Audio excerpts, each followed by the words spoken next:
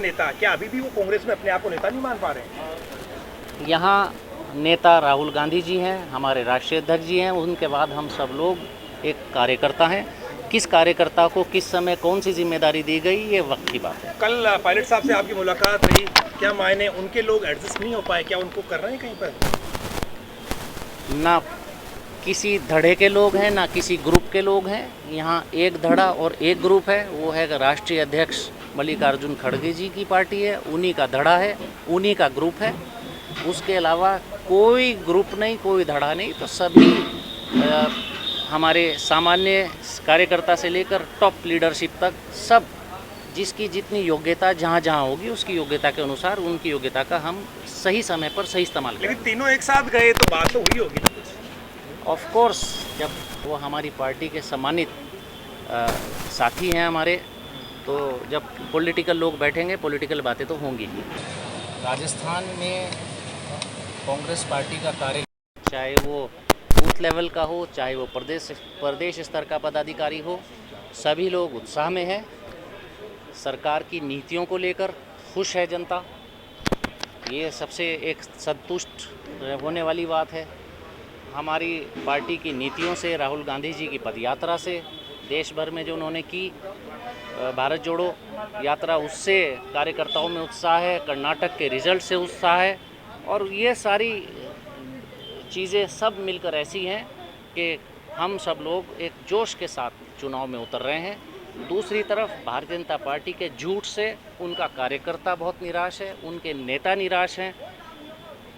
सिवाय भावुक बातें करने के उनके प्रधानमंत्री से लेकर उनके किसी भी नेता के पास और दूसरा कोई एजेंडा नहीं होता झूठ फैलाने के अलावा। तो उनके झूठ से पूरा देश इस समय त्रस्त है, तो राजस्थान भी त्रस्त है। तो सभी बातों को ध्यान में रखते हुए राजस्थान की जनता यहाँ की सरकार को दोबारा लाने के लिए उतारू है। लेकिन एमएलएज के खिलाफ जो माहौल है उसका कुछ संज्ञान बहुत ले रहे हैं आप? अच्छा माहौल पूरे प्रदेश में है, सभी उत्साह में है। और उस उत्साह का रिजल्ट आप देखेगा आने वाले चुनाव में, आपको यहाँ के रिजल्ट के रूप में दिखाई देगा। आप कह रहे हैं जिताऊ को टिकट देंगे, तो फिर क्या सारे एमएलए जीत रहे हैं आपकी निगाह में? ये टिकट की बात, जब टिकट वितरण प्रक्रिया शुरू होगी उस समय इस पर हम लोग सब गंभीर चिंतन करेंगे। पूरी एक हमारी स्क्रीनिंग कमेटी, सीईसी, सभी लोग जिसका जहाँ रोल होगा, यहाँ प्रदेश इलेक्शन कमेटी से लेकर स्क्रीनिंग और सीईसी तक सब पर चर्चा होगी। तो ये विषय वहाँ का है, ये वहीं उस पर चर्चा करेंगे।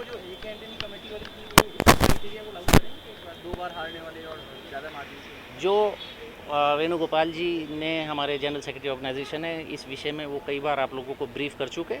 हम लोग जब स्क्रीनिंग कमेटी बनेगी तो टिकट वितरण की जो प्रक्रिया होगी उस पर हम आपको उसी समय हम आपको ब्रीफ करेंगे। नेता आपस में एक दूसरे कर रहे हैं, लेकिन अंदर खाने जब भी बैठक होती है तो दिल की बात जुबान पे आ रही है। हरीश चौधरी ने कहा कि अमीर नेताओं की सबसे गरीब पार्टी है कांग्रेस, और पीसीसी से कोई उम्मीद ना करें कोई 2 रुपए की मदद भी कर देगी पार्टी किसी की।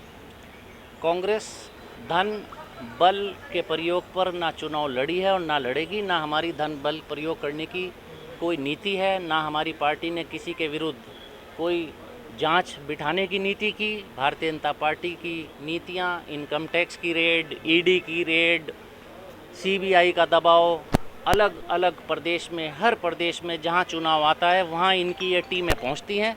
ये उनकी नीति है, दबाव बनाना या धन बल का प्रयोग करना। हमारी पार्टी की ये नीतियाँ ही नहीं है। हम तो जनहित की नीतियों पर चुनाव लड़े हैं और जनहित की नीतियों पर ही हम लोग चुनाव लड़े।